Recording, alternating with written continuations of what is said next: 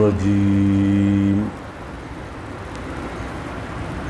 بسم الله الرحمن الرحيم وإن خفتم ألا تقسطوا في اليتامى فانكحوا ما طاب لكم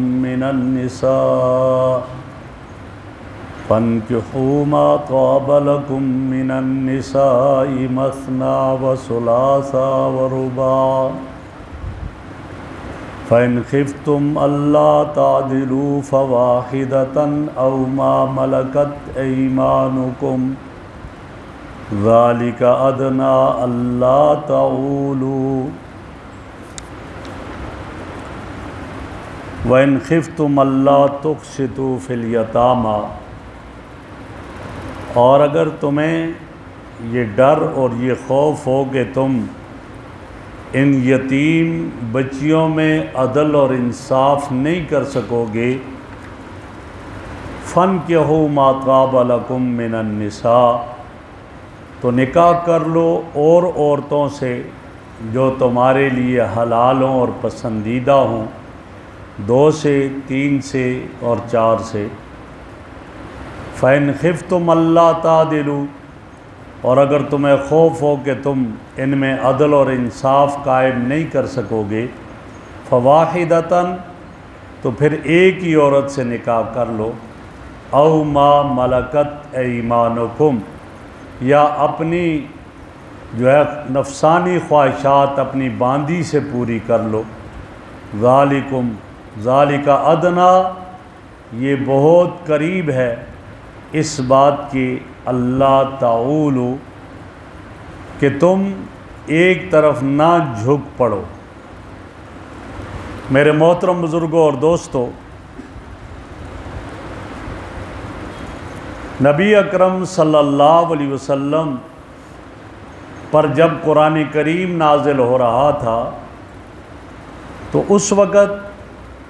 طرح طرح کے مسائل تھے، جیسے کل کی آیت میں گزرا، وہاں یتیموں کے مالی حق کو بیان کیا کہ یتیم کے مال کی حفاظت کی جائے اور یتیم کے مال کو ضائع نہ کیا جائے اور ضائع ہونے سے بچایا جائے، یہ کل کے درس میں تھا۔ آج اس آیت میں جو ابھی پڑھی میں نے آپ کے سامنے تلاوت کی، اس آیت میں اللہ رب العزت نے یتیم لڑکیوں کے نکاح کا مسئلہ بیان فرمایا۔ ہوتا کیا تھا، حضرت عائشہ رضی اللہ تعالیٰ عنہا سے ان کے بھانجے حضرت عروہ ابن زبیر نے اسی آیت فَإِنْ خِفْتُمْ أَلَّا تُقْسِطُوا فِي الْيَتَامَى، اس آیت کے بارے میں پوچھا کہ اس سے کیا مراد ہے، تو حضرت عائشہ رضی اللہ تعالیٰ عنہا نے اپنے بھانجے کو جواب میں فرمایا، یا ابن اختی،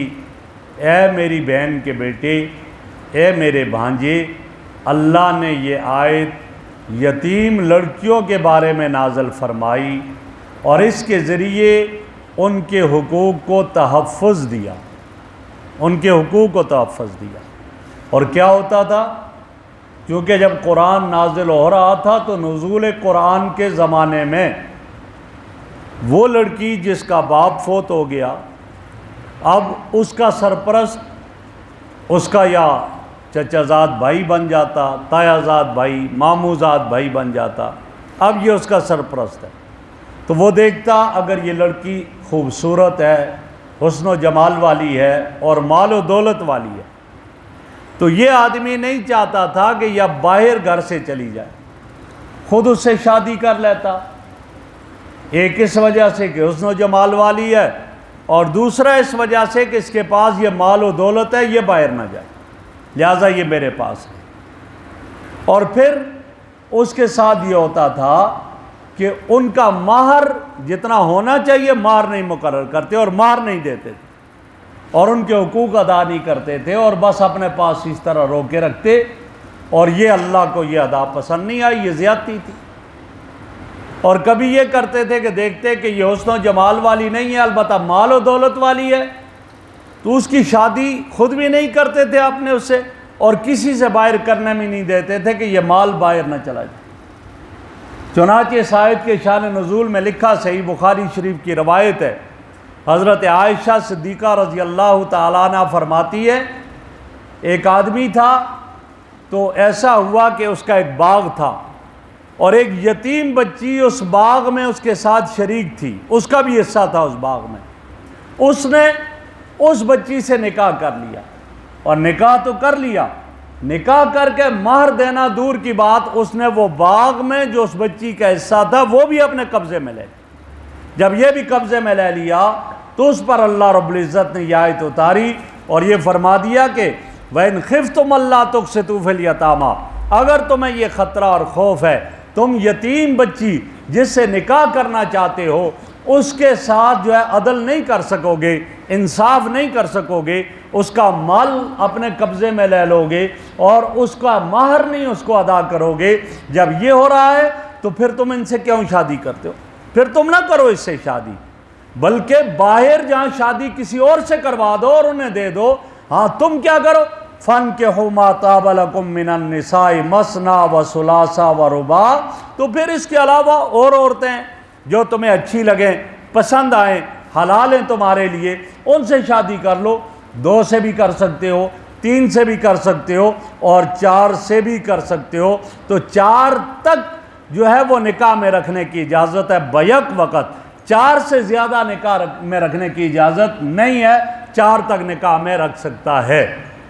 لیکن اس کے لیے کیا شرط ہے؟ اس کے لیے شرط عدل و انصاف ہو، کس میں؟ رہائش میں، کھانے پینے میں اور معاملات میں۔ ہاں دل کسی ایک کی طرف مائل ہے تو اس میں اس کی کوئی پکڑ نہیں، لہذا فرمایا ان کے ساتھ برابری کی صورت ہو، اور اگر انصاف نہ کر سکو فَإِنْ خِفْتُمْ أَلَّا تَعْدِلُوا فَوَاحِدَةً، پھر ایک ہی عورت سے شادی ہو۔ اسلام سے پہلے بھی تعدد ازواج کا تصور تھا، بعد میں لوگوں نے اس پر اعتراضات کیے، لیکن اب بھی اس پر آ گئے کہ تعدد ازواج ٹھیک ہے۔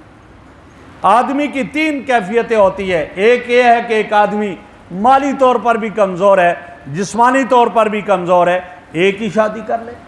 ایک آدمی ہے مالی طور پر بھی متوسط ہے، جسمانی طور پر بھی متوسط ہے، وہ 2 شادیاں کر سکتا ہے۔ ایک ہے مالی طور پر بھی مضبوط ہے، جسمانی طور پر بھی مضبوط ہے، وہ 2 سے زیادہ کر سکتا ہے۔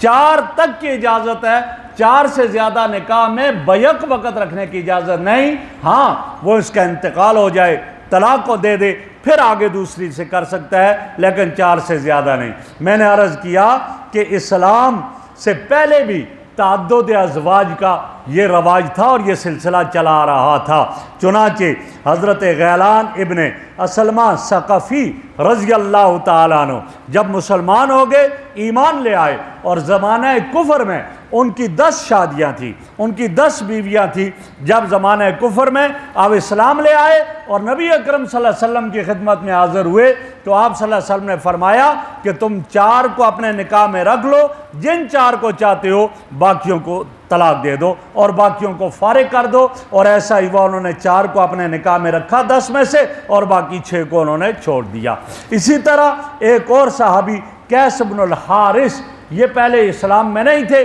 زمانہ کفر میں ان کی 8 شادیاں تھیں۔ جب نبی اکرم صلی اللہ علیہ وسلم کی خدمت میں آئے، اسلام قبول کیا، آپ نے فرمایا اے قیس بن الحارث، آپ 4 کو اپنے نکاح میں رکھ لو اور 4 کو اجازت دے دو اور 4 کو فارغ کر دو، لہذا 4 کے رکھنے کی اجازت ہے اور اس سے زیادہ نہیں بیک وقت۔ لیکن نبی کے لیے کیا تھا؟ وہ ان سے مستثنا، نبی اس سے مستثنا تھے۔ آپ صلی اللہ علیہ وسلم کی ازواج مطہرات 4 سے زائد تھی، آپ کی بیک وقت 9 بیویاں آپ کے نکاح میں رہی، اور آپ صلی اللہ علیہ وسلم کی ازواج مطہرات 11 ازواج مطہرات آپ علیہ السلام کی تھی۔ اور نبی صرف آپ ہی نہیں، آپ سے پہلے جو انبیاء گزرے ان میں بھی تعدد ازواج تھا۔ اب لوگ اعتراض کرتے ہیں الیاذ باللہ نبی اکرم صلی اللہ علیہ وسلم پر، اور یہ کہتے ہیں کہ آپ نے تعدد ازواج اس لیے آپ کی بیویاں زیادہ تھی، الیاذ باللہ شہوت آپ پر غالب تھی۔ یہ کیفیت نہیں، یہ انتہائی غلط ہے۔ کیوں؟ آپ صلی اللہ علیہ وسلم کا شباب کا جو زمانہ تھا، جو شباب کا زمانہ گزرا، اس میں آپ کی ایک ہی شادی تھی، اور وہ حضرت خدیجہ رضی اللہ عنہا سے کی تھی، اور حضرت خدیجہ سے بھی آپ کی جو شادی ہوئی، وہ شادی حضرت خدیجہ سے آپ نے کی تو حضرت خدیجہ عمر میں آپ سے زیادہ تھی، آپ کی عمر 25 سال تھی اور حضرت خدیجہ کی عمر زیادہ تھی، اور وہ عورت جو 2 مرتبہ بیوہ ہو چکی تھی، 2 مرتبہ بیوہ ہو چکی تھی، اس سے نکاح کیا، یہ شہوت کی وجہ سے نہیں تھا، اور آپ نے گویا 50 سال کی عمر تک 25 سال حضرت خدیجہ کے ساتھ رہے، اور پھر حضرت خدیجہ کا انتقال ہو گیا۔ حضرت خدیجہ کے ہوتے ہوئے آپ نے کوئی شادی اور نہیں کی ہے۔ اس کے بعد آپ کی شادی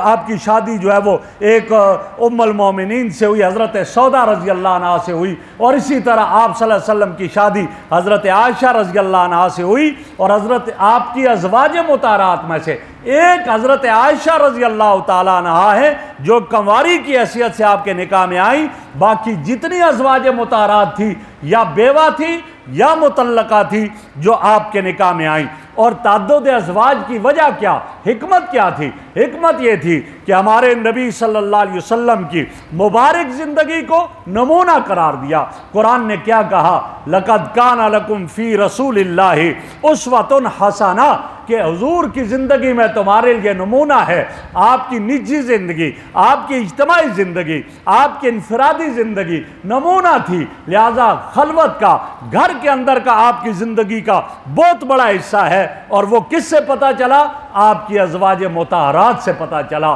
ورنہ کئی ایسی چیزیں ہوتی اگر آپ کی ازواج زیادہ نہ ہوتی ان کا پتہ نہ چلتا۔ آپ کس طرح واش روم میں گئے، آپ کس طرح قضائے حاجت کی، آپ کا ازواج کے ساتھ کیسا رویہ تھا، آپ کا اولاد کے ساتھ کیسا پیار محبت کا رویہ تھا، یہ ساری چیزیں آپ علیہ الصلوۃ والسلام کے گھر کے ذریعے سے یہ معلوم ہوئی، ازواج مطہرات کے ذریعے سے یہ معلوم ہوئی۔ گویا کہ حضرت عائشہ صدیقہ رضی اللہ تعالیٰ عنہ وہ ہیں کہ جن سے 2210 احادیث منقول ہیں، جو نبی اکرم صلی اللہ علیہ وسلم کے اعمال، افعال، آپ کے اقوال کو حضرت عائشہ رضی اللہ تعالیٰ عنہ نے امت کے سامنے پیش کیا ہے، اور آپ کے دنیا سے پردہ فرما جانے کے بعد، آپ کے وصال کے بعد صحابہ کی بہت بڑی جماعت تھی جنہوں نے حضرت عائشہ رضی اللہ تعالیٰ عنہ سے مسائل پوچھے، ان سے سیکھا، ان سے فتوے لیے ہیں۔ یہ سارا کیا تھا؟ یہ حضرت عائشہ آپ کے نکاح میں تھی، جبھی تو حضرت عائشہ نے آپ کے یہ اعمال بتائے، اگر نکاح میں نہ ہوتی اتنی روایات کیسے آتی؟ اسی طرح آپ کی ازواج میں ام سلمہ رضی اللہ تعالیٰ عنہا ہے جنہوں نے 378 احادیث آپ کے اقوال، آپ کے اعمال، آپ کے افعال امت کے سامنے رکھے ہیں۔ ایک اس وجہ سے تعدد ازواج تھا، آپ کی ازواج زیادہ، اور دوسرا اس وجہ سے بھی حکمت یہ تھی، آپ علیہ الصلوۃ والسلام امت کو دعوت دیتے تھے، ایمان کی طرف بلاتے تھے، کفر سے دور کرتے تھے، رب کی توحید کی طرف بلاتے، اللہ کی وحدانیت کی طرف بلاتے تھے، اور جہاں جہاں آدمی کا سسرال ہو وہ لوگ ان کی محبت اور ان کی ہمدردیاں پھر ان کے ساتھ ہوا کرتی ہے۔ آپ کی ازواج زیادہ اس لیے تھی تاکہ آپ کے سسرال کا معاملہ پھیل جائے، دور دور تک پھیلے، اور ان لوگوں کی ہمدردیاں آپ کے ساتھ آ جائیں، اور آپ جہاں بھی جائیں رب کی توحید کا اعلان کرنے کے لیے، اپنی رسالت کا اعلان کرنے کے لیے، اس توحید کے پھیلانے میں اور اس دعوت کے عام کرنے میں لوگ آپ کے ساتھ تعاون کریں، آپ کی بات کو سنیں، آپ کا خیال کریں۔ یہی وجہ آپ دیکھتے ہیں آج کل کے زمانے میں کوئی کہیں ہو تو کہتے جی ہمارے سسرالی ہیں، وہ پھر بھی بہت خیال رکھتے ہیں، لہذا تاکہ یہ ازواج مطہرات کا سلسلہ اس لیے زیادہ ہوا تاکہ اس دین کی اشاعت میں آپ علیہ الصلوۃ والسلام کے ساتھ ان کا تعاون ہو جائے، اور یہ اشاعت دین میں ان کا حصہ ہو جائے، اور زیادہ سے زیادہ اشاعت دین ہو۔ اس لیے تعدد ازواج تھا، نہ کہ اس لیے تھا کہ گویا الیاذ باللہ کہ آپ پر یہ شہوت غالب تھی، ایسی بات نہیں تھی۔ آپ علیہ الصلوۃ والسلام کی تعدد ازواج کی وجہ یہ تھی، اور اس لیے تعدد ازواج تھا۔ اور جو لوگ اعتراض کرتے ہیں وہ غلط اعتراض کرتے ہیں۔ تو یہی فرمایا کہ اگر تم انصاف قائم کر سکتے ہو، 4 تک عورتیں اپنے نکاح میں رکھ سکتے ہو، اور اگر عدل و انصاف نہیں ہو سکتا پھر ایک ہی عورت سے نکاح کرو اور اس کے ساتھ رہو۔ لیکن ایک آدمی اگر اس کے وہ نہیں ہے اس کے پاس، وہ اتنا کچھ نہیں کہ وہ شادی کرے، اگر اس کی باندی ہے، باندی پہلے زمانے میں باندیاں ہوا کرتی تھی، آج کا دور وہ باندیوں کا نہیں ہے، وہ یہ ہوتا تھا کافروں کے ساتھ جہاد ہوا، جہاد میں جو عورتیں آ جاتی تھی ان عورتوں کو باندی بنا دیا جاتا تھا، اور جس کے حصے میں آ جاتی وہ اس کا مالک ہو جاتا تھا، جب مالک ہو جاتا تو اس سے وہ ہم بستری بغیر نکاح کے کر سکتا تھا، کیوں؟ وہ اس کا مالک تھا۔ نبی اکرم صلی اللہ علیہ وسلم کو ایک باندی دی گئی حضرت ماریہ قبطیہ رضی اللہ تعالیٰ عنہ، اور اسی کے بطن سے حضور صلی اللہ علیہ وسلم کے ایک بیٹے ہوئے جس کا نام حضرت ابراہیم تھا رضی اللہ تعالیٰ عنہ۔ اسی طرح حضرت علی رضی اللہ تعالیٰ عنہ، ان کے پاس ایک باندی انہیں دی گئی، اور حضرت علی رضی اللہ تعالیٰ عنہ کا ایک بیٹا اس باندی سے ہوا جس کا نام محمد تھا، اور اس کو محمد ابن حنفیہ کہا جاتا تھا۔ حنفیہ اس کی ماں کا نام تھا جو حضرت علی رضی اللہ تعالیٰ عنہ کی باندی تھی۔ تو اپنی باندی مالک ہے، مال ہے اس کا، جیسے مرضی تصرف کرے کر سکتا ہے، لیکن اگر اور اپنی باندی سے خود نکاح نہیں کر سکتا، نکاح کے بغیر اس کے لیے حلال ہے۔ ہاں، اپنی باندی کا کسی اور سے اگر نکاح کر لیا، اب اس سے یہ ہم بستری نہیں کر سکتا، اب اس سے جمع نہیں کر سکے گا، کیوں؟ دوسرے آدمی کا اس سے نکاح ہو گیا۔ ہاں، وہ اس کی باندی ہے، اس باندی سے خدمت لے سکتا ہے، اس کے کام کاج گھر کا کرے گی، لیکن اب اس سے یہ گویا وہ ازدواجی سلسلہ اس کا اس کے ساتھ نہیں ہو سکے گا، کیوں؟ دوسرے کے نکاح میں وہ آ گئی ہے۔ تو فرمایا اگر اور نہیں تو پھر یہ ہے او ما ملکت ایمانکم، تو اپنی باندیاں ہیں، لہٰذا ان کے ساتھ جو ہے وہ اپنا سلسلہ پورا کرو، اس لیے کہ ان کے کوئی بیوی کے جیسے حقوق ہیں، باندی کے اس طرح حقوق نہیں ہوا کرتے ہیں جس طرح بیوی کے شوہر کے ذمہ حقوق ہے۔ فرمایا ذالک ادنا اللہ تعولو، یہ سب کچھ کیوں ہے؟ یہ اس بات کے زیادہ قریب ہے کہ تم ایک طرف نہ جھکے پڑو بلکہ عدل و انصاف کے پہلو کو مد نظر رکھو۔ تو یہاں ان کا تذکرہ ہوا۔ اللہ رب العزت ہمیں عمل کی توفیق عطا فرمائے۔